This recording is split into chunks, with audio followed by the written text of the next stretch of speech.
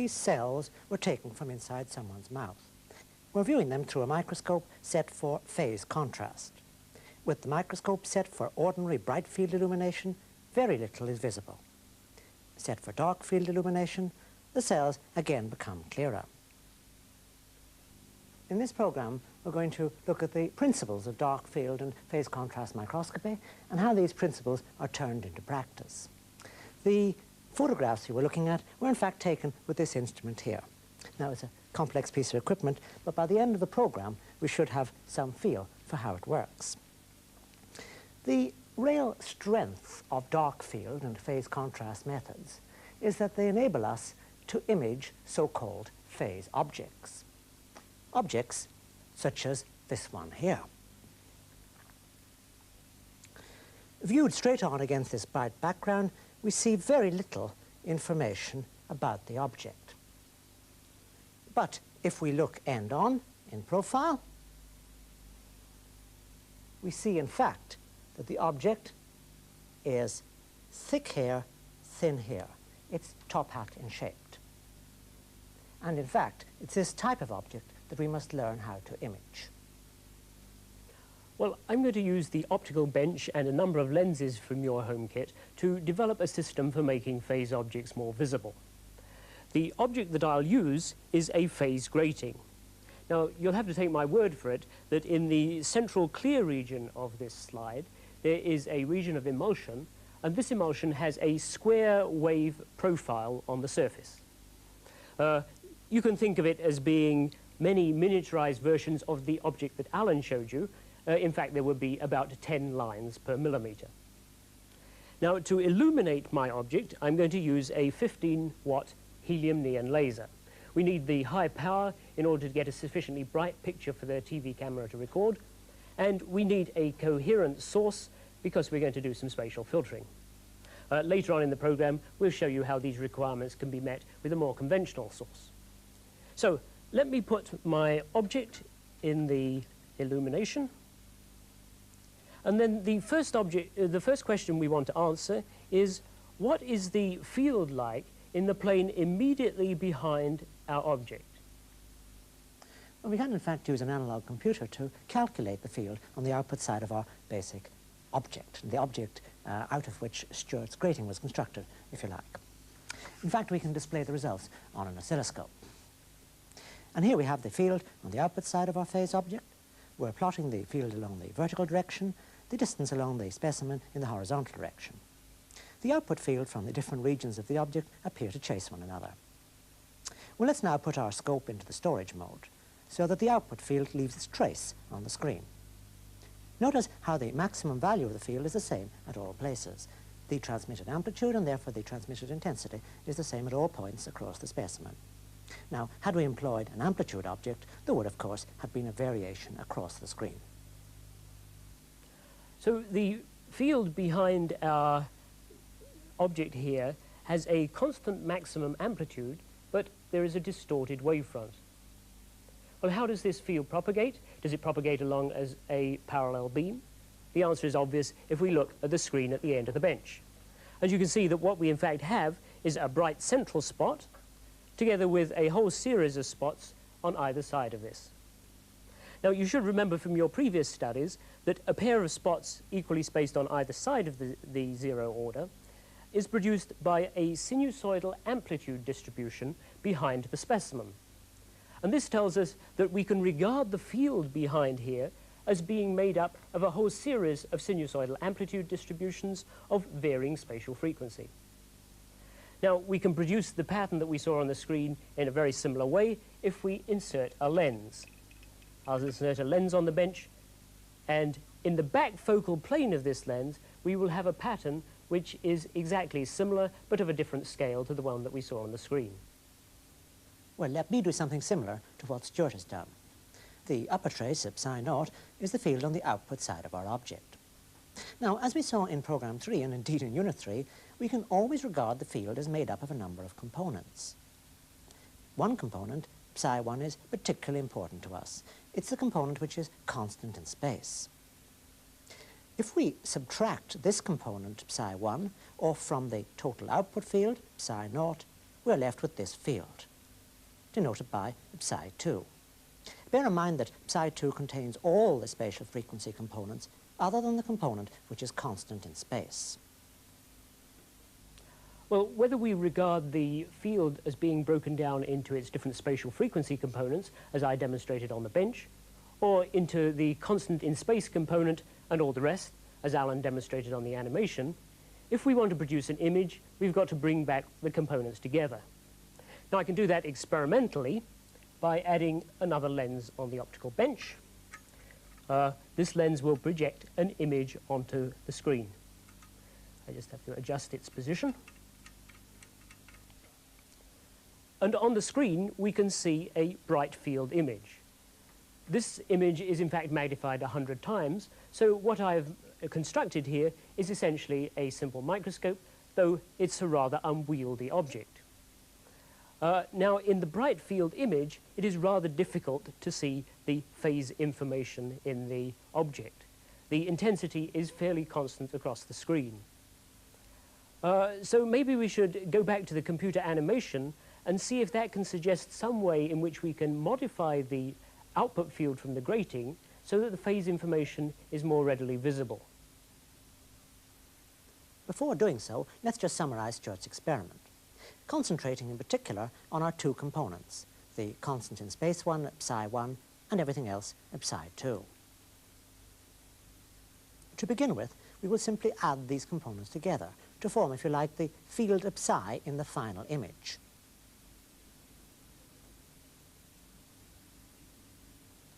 To find the intensity in the final image, we must, of course, square the field.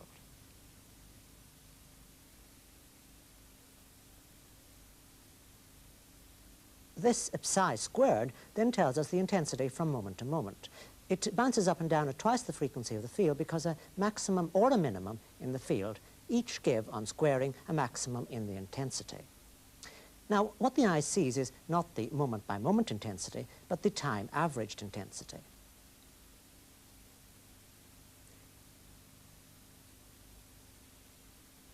And this is a constant. All the eye sees is an area of constant illumination. The phase object is invisible.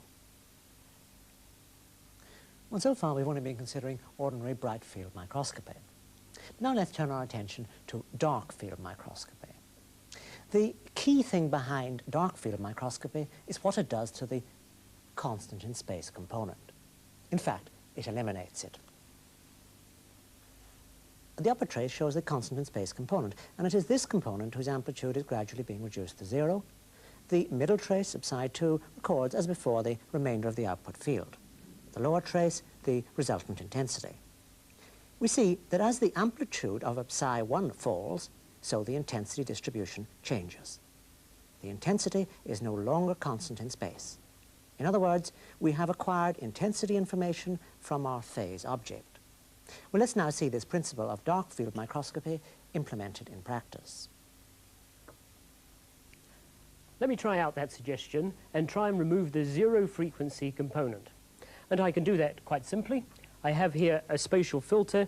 It's a small opaque piece of material on a glass slide. And I'll insert that in the back focal plane of my lens so that it removes the zero frequency component.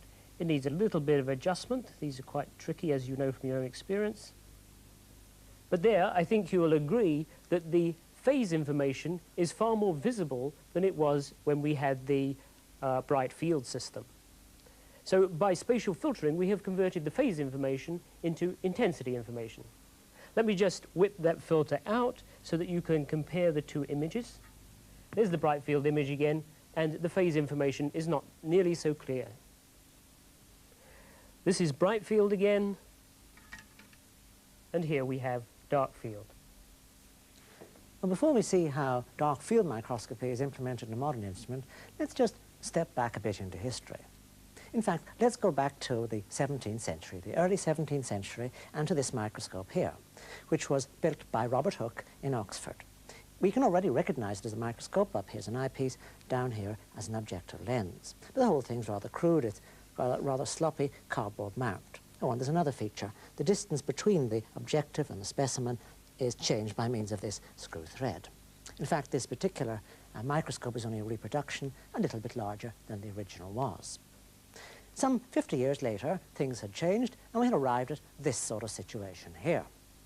Now, this one differs from the Hook in that there's another lens in about a plane somewhere here. We also see it's got some rather fancy decor on it. Now, at this time, microscopes were little more than items for drawing room amusement.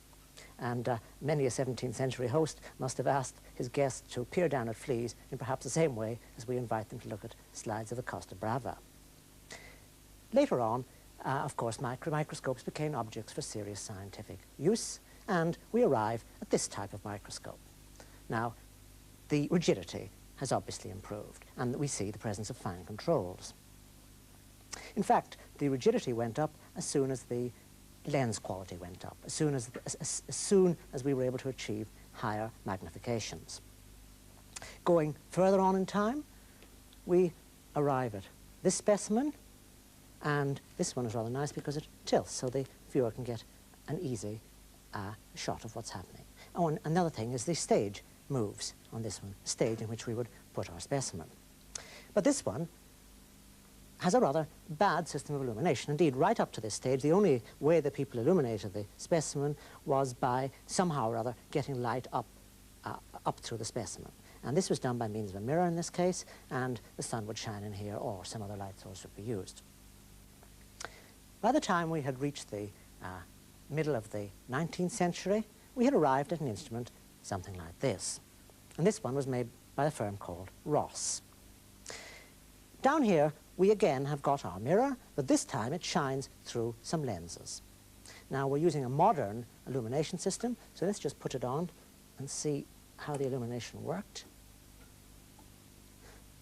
What we've done is we've put this fluorescent block up here so we can see the way that the light travels up towards the objective lens, and the specimen would normally be placed in this plane here. And what we see is that, in fact, the light is traveling along the surfaces of a cone. And there's a system of apertures which enables me to change the cone size. There we are, a different size, and a different size again. This, in fact, is one of the first dark field microscopes, and it works in this mode because the light that comes straight through the specimen continues on up here and misses the objective lens. Well, this principle of cone illumination is used in most modern microscopes. In fact, it's used in our microscope from the 1970s. Now, this instrument may have lost some of the glamour of brass, but it's gained in a number of convenient ways. For example, it's very easy to change the objective. They're all mounted on turrets, so we can swivel from one objective to another. Oh, and there's another feature. Instead of having a single eyepiece to look down, there's a pair. That makes viewing easier. Now, a lot of care has gone in to designing the illumination system in this microscope. And here to tell us something about the illumination systems in modern microscopes is Tony Woolgar. We're going to look first of all at how the bright field system is implemented in the microscope, and then go on to look and see how the dark field system is implemented and the variations that are needed. Here we have an object. This is being viewed through this objective here. And here we have a light source. Now, we want to illuminate this object uniformly, and the way we do this is to arrange that from each point on the light source, a parallel beam of light goes through the object. So from here, the light would go through here and strike the objective up here. From here, the light would go through and strike the objective down here. And the net result is that we form a cone of light here. We want to vary the size of this cone to suit the objective, the size of the objective, and we do this using this system here.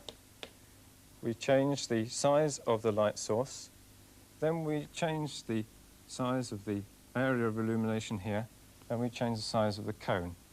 And the normal system, as you will have gathered from the previous shots, is that a cone of light comes out from the object. Now, it's impractical to have this aperture here, so what we do is slightly different. This up here shows you the same system as we have just seen. Now, if we come down and look at this system, it's just slightly different. Instead of having the light source here, we use an image of the light source, And this image is formed by this system here, this lens system, from the light source here. And in this way, we can arrange that we can vary the aperture here and hence the cone of light here. There is also another aperture that we use. This aperture is imaged in the object plane, so that if we have a smaller object, we change the size of this aperture and we change the amount of the area of the object plane that's being illuminated. Now, to come back to this aperture here, this is an aperture which is important in terms of our dark field system, because we can modify this aperture in order to view in dark field. Here we have the same system, the object plane here, and the aperture, which is imaged in the back focal plane of the objective. So what we have is simply an image of the light source here, which is imaged in the back focal plane. What we do in order to implement dark field is to put a stop here, so that we have a ring, and this ring is then imaged in the back focal plane here. Then we take our spatial filter, we place it here, and we stop out any light which is not affected by an object here. If there is an object here which is diffracting light, then it makes the light go through past the stop here, and so we get some effect in the image plane. Now, as you've seen, another way of affecting the dark field is simply to arrange the system so that this objective is, in this diagram, smaller, and it would come back here, so that the light would miss the objective altogether. So that's the system for dark field, two possible systems. We'll now go on and have a look at the modern microscope and see what it looks like on there. So let's have a look at some of the details. Here we have put in our fluorescent block, so we can see, if we look down here, our cone of light. And the cone is formed by means of a series of apertures in this plane here. And if I change the aperture diameter, as I do by moving this knob, you see that the cone diameter changes. And quite clearly, in that sort of position, the cone of light is going to miss the objective. In fact, the objective normally wouldn't be up this high, but we've had to rake it up so we can get the block in. But even so, down about here, those light cones would still miss the objective. Earlier in the day, we recorded some shots through this microscope in the dark field configuration. You can see here the dark field picture of cheek cells. The main feature of these pictures, of course, is that the image is dark, but there's no object to diffract the light. There's some bright spots, they're due to dust. Of course, it's easy to make mistakes in interpreting microscopic pictures for this sort of reason. What you can see is a clump of cells. If you look just to the left of top centre, you can see a cell with a fairly clearly defined boundary and a nucleus. This nucleus is light patch. Now we're going to look at the other way for making phase information visible. Instead of using a filter which modifies the amplitude of the frequency components in the back focal plane, we'll use a filter which modifies the phases. And I can do that quite simply with this filter. It's a rather crude sheet of polythene. And if I insert that in the back focal plane, because of the thickness variations of the polythene sheet, we're going to get rather arbitrary phase shifts between the different components. And if I adjust my filter, I can end up with a situation where we have rather strong dark lines and a bright background. So using this phase object, I can make the phase information in my object clearly visible. Let me just take that out so you can compare the phase contrast image with the bright field image. Well, perhaps I can use my hands in a rough and ready way to demonstrate the principle of phase contrast microscopy. First, though, let's remind ourselves about dark field microscopy. What we did was we took the constant in space component and removed it. In phase contrast microscopy, what we do is we take the constant in space component and make it change its mind. Instead of having it going up, we suddenly let it go down, or something in between, neither up nor down. The upper trace represents the constant in space component. The middle trace, everything else. We will introduce various phase shifts by momentarily holding the upper trace while the middle trace continues uninterrupted. You can see these holes occurring from time to time. There's one there. The lower trace records the time average intensity.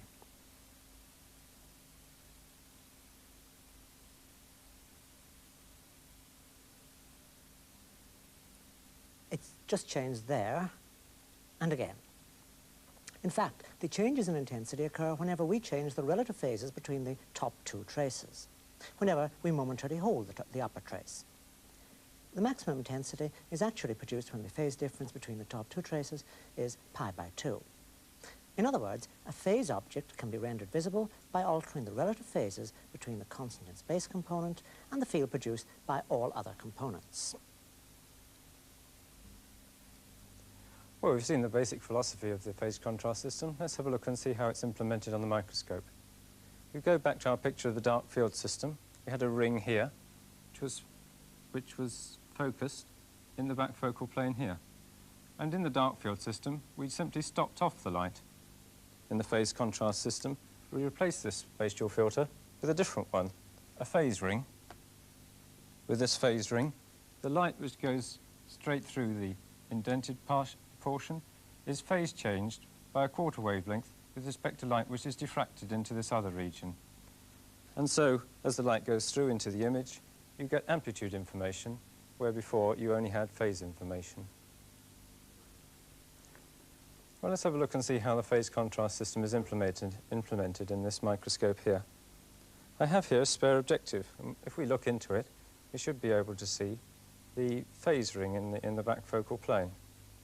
Yes, I think you can see there a dark ring. That's the phase ring, and it's made partially absorbing to increase the contrast in the image. Now, if we go back and have a look at our microscope, we can see that we've got a camera here arranged to look down a telescope into the back focal plane, because we normally look through an eyepiece and we see the image there, but we've arranged the telescope to look in the back focal plane. And that's what we're seeing at the moment. We can see here a bright ring, which is an image of the ring in the illumination system, and a dark ring, which is the phase plate, the phase ring on the phase plate. And what I'm doing now is to adjust the image of the ring in the illumination system so that it covers the phase plate. Now we have the situation that any light which is unaffected by the object goes through the phase ring. All the light which is diffracted misses the phase ring. And as a consequence, we get the diffracted light phase changed relative to the undeviated light, and so we get amplitude information in our image. Well, now let's have a look at the sort of image that we might see through a phase contrast system, one which we recorded earlier today. Here's the picture of the cheek cells taken in phase contrast. Left to top centre again is a clearly defined cell. This time the cell boundary appears broader, perhaps due to a phase gradient across the cell. The nucleus shows up more clearly than in dark field, and certainly more clearly than in bright field. So we have an effective way now of viewing objects which are essentially transparent. In conclusion, it's perhaps worth pointing out that while classical ray optics is perfectly adequate to discuss the illumination system of the microscope, it really does take Fourier optics, the sort of ideas that we've been developing in the course and in the text, to explain dark field and phase contrast microscopy.